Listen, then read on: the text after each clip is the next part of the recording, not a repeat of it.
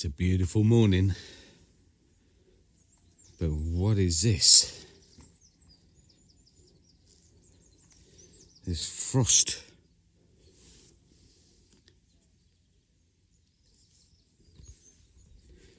In 7 years I've been in the Algarve, I've never seen frost. Of course I'm used to frost because I come from the UK, but never seen frost. Look at that. So we're going to take you to our water source and we're going to check the levels. Yeah, we haven't been there for a while. No, we know it was a little bit low, but we're going to go and check it and just see how much it's come up since the rain. There's lots of rain. Yeah, it's a beautiful morning. How's the well doing?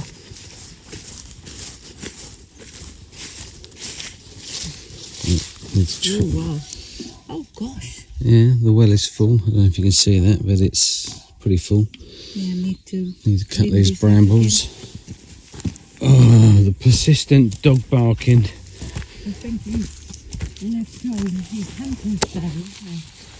Hunting day. Yeah, the guy's gone hunting, I believe, and maybe one of the dogs has been left behind, and so he's barking his head off. Which is part of being in Portugal. There's always a dog barking somewhere. Something you have to get used to. I think everybody's aware of that as well. Yeah, everyone's. Especially in the countryside. Yeah. You kind of zone out from it most of the time, but then when you want to record something, the dogs start barking. The majority of the time it's quiet. It just seems that every time I click a button, the dog starts. So, look at this. Oh, it's beautiful. If you ignore the dog. I might have to do something with that stump. I wonder if we can make something from it. That's quite big, but I saw a table made with this stump, which was really nice. Yeah. Here, just in the middle of paradise. Oh wow, look at that. That's the caterpillar. Oh yeah. That's a really big one up there, and I looked up and thought, what is that? Can you see on the one further up? Oh yeah. Processionary caterpillars. Nests. A nest. So they come out at springtime, isn't it? Well, I don't know what time of year, but yeah, we don't let the dogs up here, so. Yeah, and we don't have pines in our garden. Yeah. In a fenced area. Yeah. That's quite big, isn't it? Yeah, let me show you. Yeah, you can just see it. I don't recall noticing that last year. No, I didn't see any, but looking around. There's everywhere.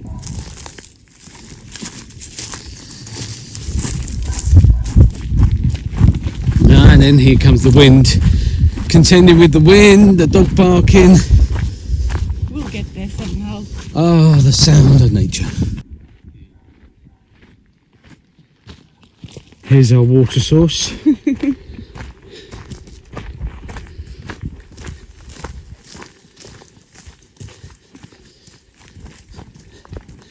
Looking a bit bleak. Yeah.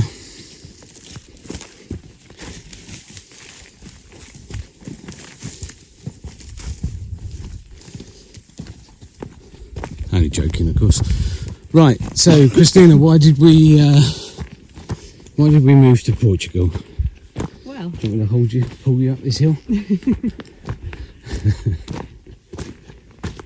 just look around. That's one reason. Absolutely beautiful.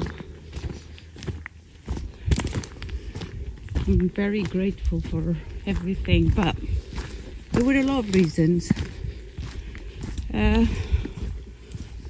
we were getting so tired of the routine there, Yeah.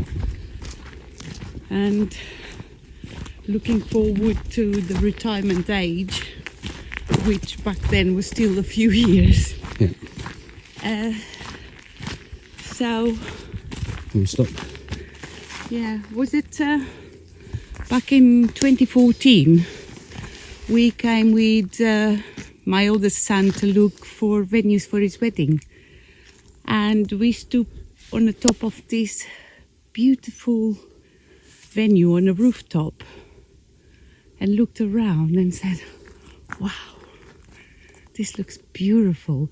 So we decided that we're gonna come to Portugal and build a boutique hotel. Wasn't that the first thought? Yes. But that wasn't the reason we moved there. There's quite a lot of factors. As you know, I'm Portuguese, and I had my parents here, which were getting old, and that was one of the main reasons we moved. And luckily we did when we did, because I still enjoyed 2 years of my lovely dad's company. Sadly passed away 2 years after we had moved, but had great time with him. I used to come 3-4 times a year. We had a holiday home here. God, I'm puffed up already. So I did see them very often, but it wasn't the same as when we moved, and I had this precious time spent with them, which I still do with my mum, obviously, but only had 2 years to enjoy the coffee breaks and the drives on the hills with my dad, which was great. So that was one of the reasons. The other reason was we were tired of the routine in the UK. It was just setting off in the morning, face traffic jam, hour and a half on the motorways, both sides of the day, and have a stressful day at work and come back home, go to bed and do the same thing the next day. So we didn't feel that was life. Knowing Portugal, my country that I very much love, we decided to take a leap and do it like 10 years before we had planned initially, which we don't look back. What were your reasons? Well, the reason that prompted us to do it early, number one was Christina's parents. Number two, as Christina explained, it was the rat race we were in. And finally, it was more that I didn't want to come here when I was 67 and be slowing down a little bit. I wanted to enjoy life as well, without having the restraints of getting older, I guess. I mean, hopefully when I'm 67 I'll be no different to what I am now. Who knows, I'm falling apart now, but that was the reason for me. And then one day I said to Christina, you know what, let's just do it. And I think within was it 3-4 months? Yeah, it didn't take long. Didn't take long. Within 3 or 4 months we packed up the van of our personal belongings, some tools, and we came over. As Christina said, fortunately we had a holiday home here, so it wasn't such a big jump for us. It was it was an easy transition, well, to be fair. Home to home, yeah. But we were blessed with that, and it did make it easier.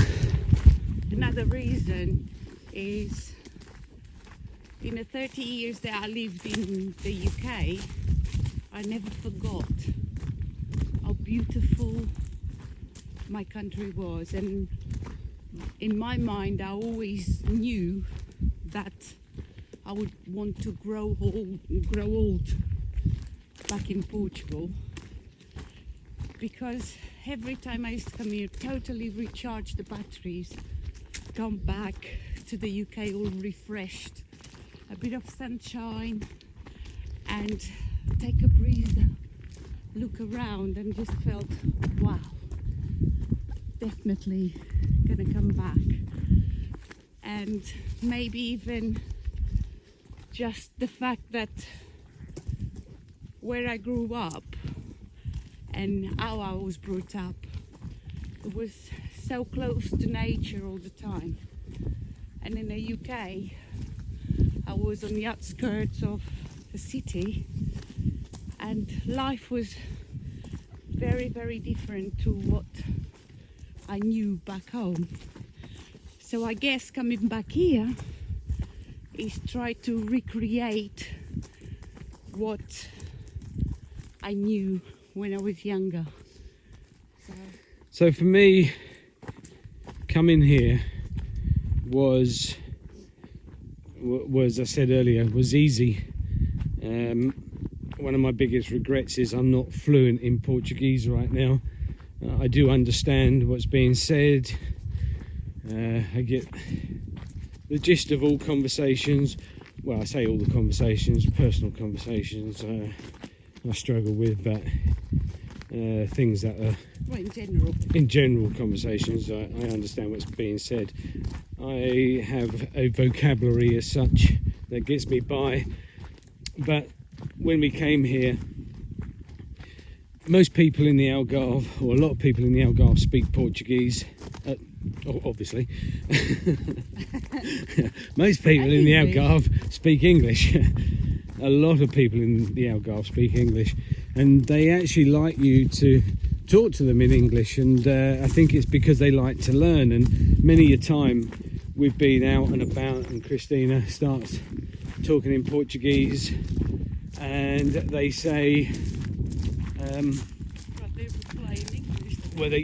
first off they reply in English, and then they will say, your Portuguese is really good. And Christina says, but I'm Portuguese, so my Portuguese is brilliant. As long as is her English. Well, I get by. No, you become a little bit lazy English since we've been here. Your words are not so pronounced as they used to be. Yeah. She slips into Portuguese mode, and her English suddenly goes a bit wonky, which is understandable because my English is wonky as well. But also when we moved here, which was before Brexit, things were really easy for James, and of course I wouldn't have a problem, but it made it easy for you. We didn't have to think twice about it, and we don't look back now, do we? It's just the life pace. Yeah, it took a bit of time to adjust to slowing down, and what happened next was while we were still in the UK, we suddenly had that moment of I don't want to build a boutique hotel, I just don't want to be dealing with people and working 24/7 and to all the whims, and so we dismissed that idea. I'm out of breath. It's quite a steep hill. Let's just get to the water and then we'll carry on.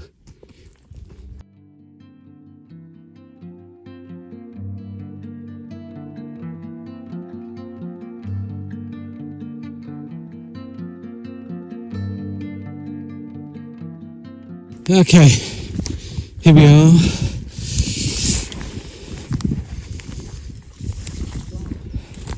It's a lot fuller.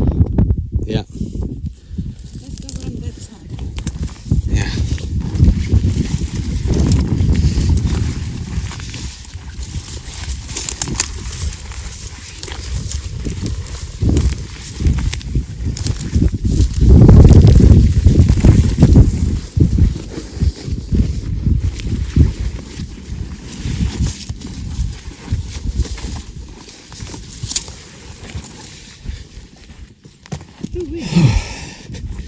There we go. This is our water source. looks like a crocodile. Yeah. It's lower than the last time I came up here, but apparently Andrew comes up here quite a lot and he says it's higher than it has been. So I think last time I was here, it must have been a good 2 or 3 meters higher, because there's where I was last time. Just you can kind there of somewhere. see there where the The water. wall. Yeah. So yeah, it has dropped, but it's filling up slowly. Yeah. Beautiful here, isn't it? Yeah.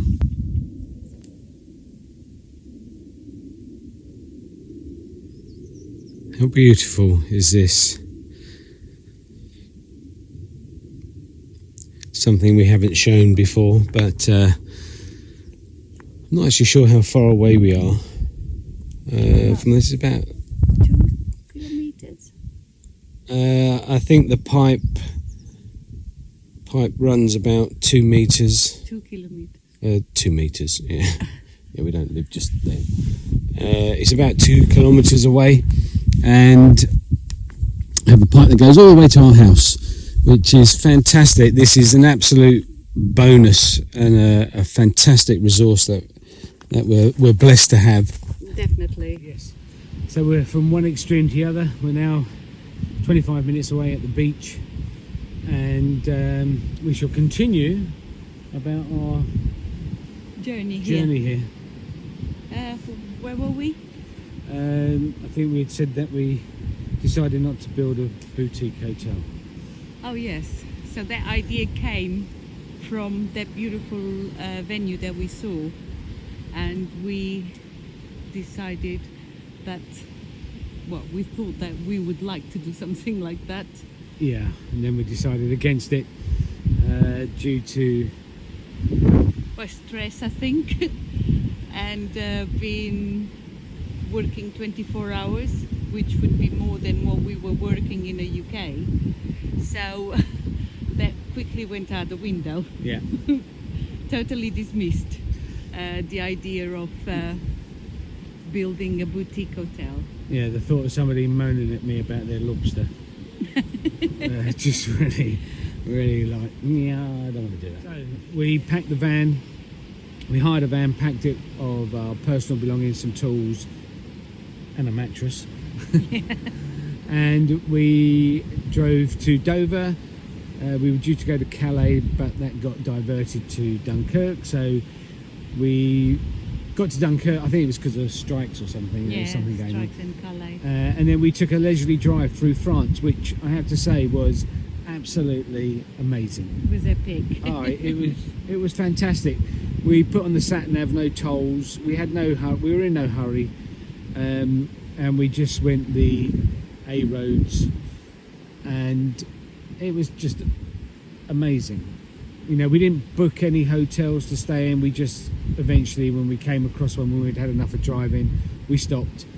And I think that journey was probably one of the best trips I've ever had. Actually, it was so We nice to often do. go back and talk about it, don't we? Yeah, hang on, the windy. Should we go back down there? It's a bit windy. You're going to have to excuse the wind, but we can't control nature.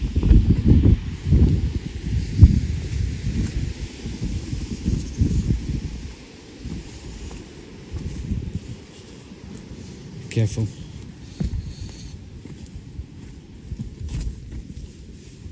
Oui.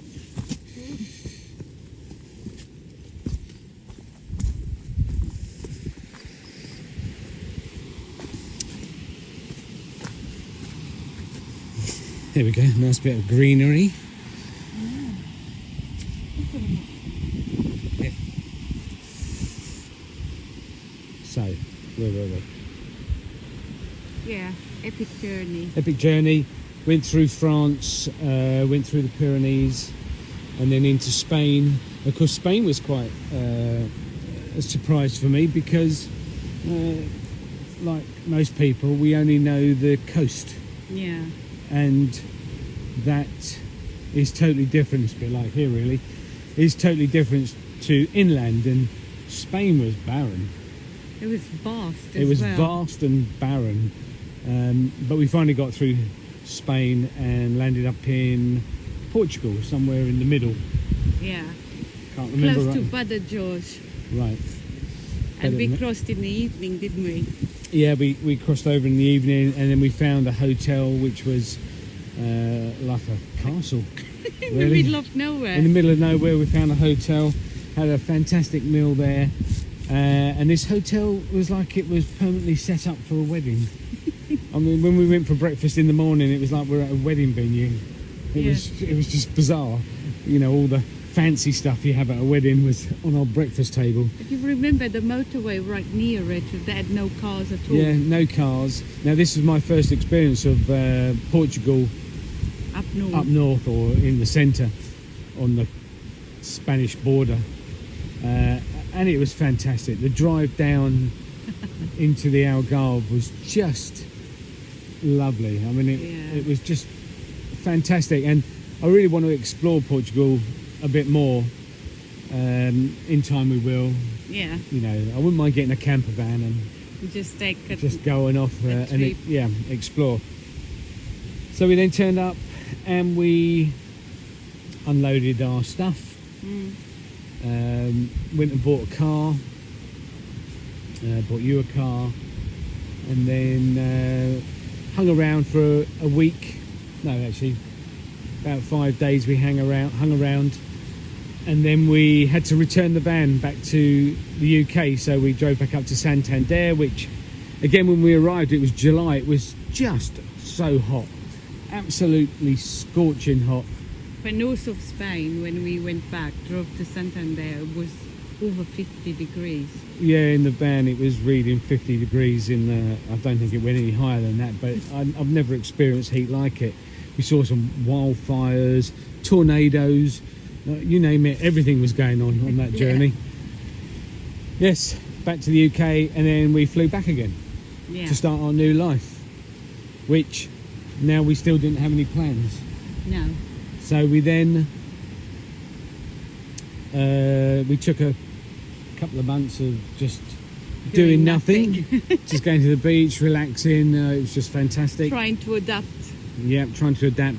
And then we set on a mission to find a house for us.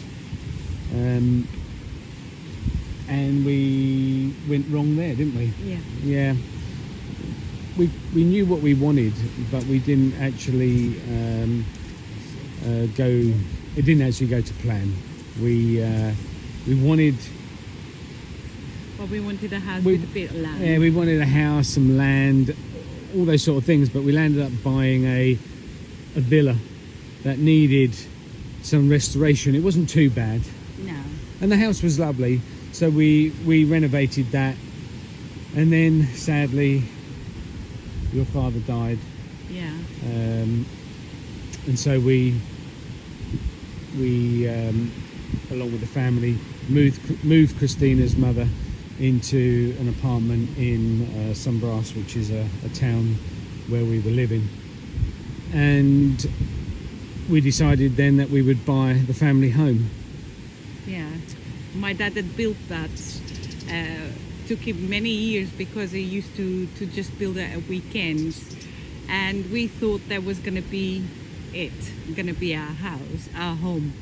But it turned out that we put a big extension on it, and suddenly we were looking at another villa, and the land was there, but it wasn't quite the size. We wanted bigger. Yeah.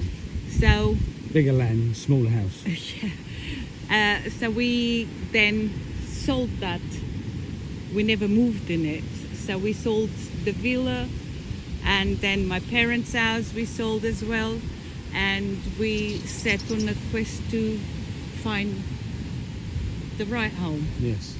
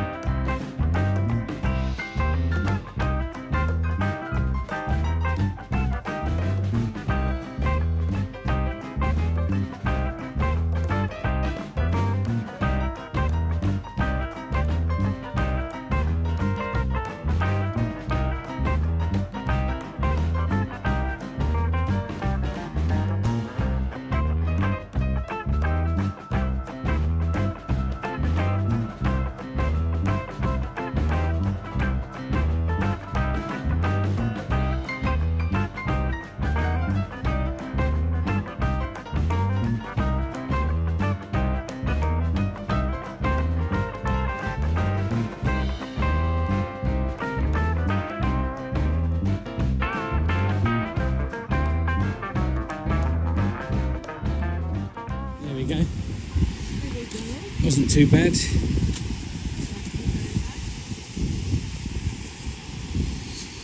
So we found a property that we really liked and really wanted, but plans changed. I wasn't feeling very well. This was during lockdown, nothing to do with anything other than just not feeling right and not being able to see a doctor. And I talked Christina out of it, because what I was worried about at the time, I thought I was about to drop dead. I couldn't work out what was wrong, and I started having all sorts of tests done, and everything was negative. And no matter how many times I spoke to the doctor, they couldn't find anything. Yet I was in pain and suffering and felt sick and all sorts of stuff going on. And I was worried that if anything happened to me, Christina may land up in this house on its own, it was slightly isolated property, not too bad, but enough to make me worry about if anything happened. I didn't want Christina in a house that was in need of quite extensive renovation. And it was a state of mind as well with everything that was going on in the world. So then we pulled out of that one. Yeah, we changed our minds, and in the meantime we had already seen another property that I had dismissed. Although I liked the property, there was no reception. The estate agent said there was Wi-Fi, but it was dubious at the time, and I just dismissed it, because to be fair, my heart was on the other house, and that was before before we had decided my heart was in the other house. But then I thought, no, this one, which is now the one we live in now, was much better, because although it's on the edge of the village, we have quite a good view, as you know. It's got people around, and that's what we decided we needed. We didn't want to be isolated. We wanted to have neighbours close by that would keep an eye on things, look out for each other.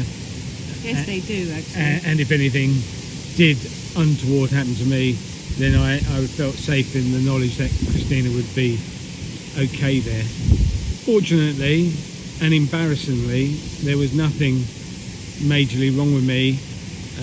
In my final checkup, they just told me I had kidney stones. So it was kidney stones that were making me sick, and it took them nearly 2 years to find kidney stones, which was probably down to everything that was going on at the time, and attention. And we couldn't travel, so we couldn't see the children. So it was everything was a bit all over the place. But we eventually did buy the Quinta, which it's got all the pluses, really. It's got the land, it's got water. We have 2 houses that we can obviously, once renovated, we can live in one and use the other one for rental for some kind of income. And it's got fantastic community there, the neighbors are great, and it's really peaceful, calm, and I think that's what we wanted. What we wanted in the beginning, but it took us 5 years. 5 years to find that. We've been here 7 years, but it took us 5 years to work that one out. But it was a good journey, and you know, we made some money on the way by doing the renovation, so it wasn't all bad. And now we can settle down to sorting this one out. And sometimes you have to go through those things to kind of find your way and find exactly what you want, and that was what happened to us. So we got the 2 houses which we didn't keep but made some money and aided us to get where we are now. So now the future is bright, and we're really excited about all the things that we have planned. And saying that, all plans change all the time. We never really stick with the plan for long, do we? No. Is it our forever home? Who knows? We don't know. We only can live for the moment and see where we go from there. But I think for now, We're happy there. we're happy. We've got a lot to do there. So even if we were considering moving on, it would take us some years because we've got all the work to do to make it as lovely as we made. Well, I think we made the other houses. So we shall see. In the future, we'll do a video on the other renovations, just a quick one, just to show you. Yeah, I've said that before, but it's piecing it together because we weren't technically filming anything at the time. It's just bits and pieces. So I will do that. They were beautiful, though. Yes, I was happy. You're happy. I was very happy the way they turned out, and I was very proud of the work and effort that you put in there, because it's not easy when you take on a project and sometimes get let down by builders or any other professionals, so you take it up on yourself to do it, and it's hard work. Yeah, I think that's the hardest thing. It's relying on other people, and when you have that reliance on other people, inevitably they let you down. Not everybody, of course, but it's one of the things that you have to kind of get used to here. Moving here was a change of pace of life and trying to adapt to the Portuguese way, which I do love. We're much better now. Yeah, we're much better now. I mean, I do love the Portuguese way, but it can also be quite frustrating at times. But that's not a negative, that's just the way life is, and no doubt I'll be having exactly the same issues in the UK if we were doing exactly the same thing. And don't forget that we wanted a calmer life, and the Portuguese definitely have a calmer life. Oh yeah, they're and horizontal. There's no rush, and that makes it life simple and beautiful and frustrating. Sometimes frustrating. Yeah. But so far here, we have had access to everything that you have in the UK, like health. We have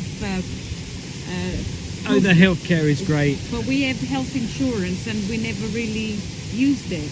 No, because you can get your you can see a doctor, and you can go to the hospital, and it's really, really cheap if you do pay you pay a pittance to do it. And then some things, a lot of the stuff I've had done with tests I've had for nothing, so there's no grumbling. I think if you want an appointment, you pay. We go, if it's desperate and we want to see a doctor fast, we go to the private clinic, which isn't a lot of money, and we see the doctor, and then we take what he says and then go to the family doctor and say, this is what he says, and they then start sorting things out for us there. So there is a system that you can work a little bit, I believe. I think we've mastered it. Yeah, we never really had any issues. No, it always sounds like I'm complaining about my health. I'm not dying. I'm not unhealthy. I just every now and again get it's the kidney stones. So just on a quick note, I was just thinking, is there anything that I miss about the UK? Or no, there isn't actually. But there is something that I noticed last time I went to the UK, and I went to use the bathroom, the toilet in the airport, and when I washed my hands, it was hot water. I mean, that's something unheard of here. They don't have hot taps anywhere in public, and just to wash my hands in hot water. You got hot water at home to wash your hands? I said in public. Oh, in public, yeah. Yeah, all the public. I thought you were going to talk about the bidet. No. Yeah, hot water. Running hot water in public toilets is amazing. And it wasn't until I washed my hands in the airport that I realised, oh my goodness me, that's lovely. Yeah. Why am I always washing my hands in cold water? Is there anything else where I miss my children and the grandchildren, but it's such a short journey, and we do see them quite often. If we don't go there, they come here, so that helps for a while, and then when we get a bit desperate missing them, we go back. So It's actually a given that we miss the kids. I didn't say it. yeah, that's the I miss thing. family. That is probably my biggest worry, is family. Yeah. It does every now and again really play on my mind. Yeah, and So- we've got quite a big family. Yeah. So, but it's all under control. We visit them. And we're not that far away actually, because if they lived in a different part of the UK from where we were, it would probably take us longer to drive to them than it does for us to get on a plane and go and see them. So it isn't actually that bad, and it's probably cheaper for us to fly Yeah. to the UK than it is to put petrol in the car and drive Yeah. a shorter Nowadays. distance. Yeah, yeah. Yes, it's just such a different way of life. We have everything at hand here, although where we are living now, we have to drive a bit further to go to the main shops, but everything is at hand. Well, there is something everything is at hand. And something I want to say is that the Algarve is amazing, and I think people's perception of the Algarve is that it's just a tourist area. It isn't. It is amazing. The weather is fantastic. The coastline is epic, and just the hills. We have everything here. Yeah. And I know the rest of Portugal is also beautiful, but don't ever dismiss the Algarve, because it is fantastic.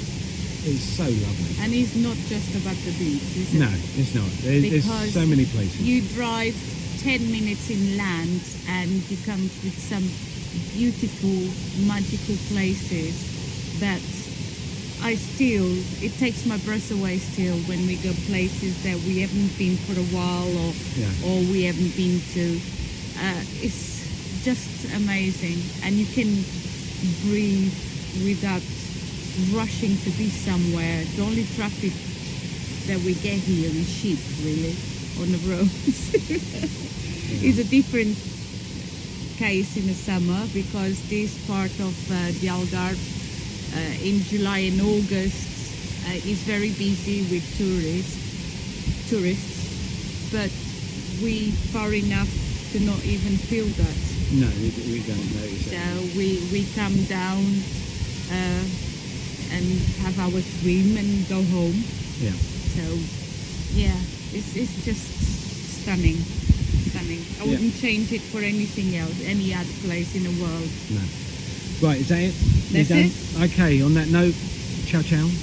Ciao, ciao. I hope you enjoyed the video. Any questions you want to throw our way, please do send us a comment. We do look at all the comments, and thank you so much. They're all fantastic and keep us going. And that's it. Send us a comment and we'll try to answer you to the best of our knowledge. And with that note, Don't forget to subscribe if you like this channel. It all helps us very much, and we appreciate everybody that does it and gives us a thumbs up, because that all helps. yeah, Yeah, good. Thank you very much. I'll leave you with this. ciao. Ciao ciao.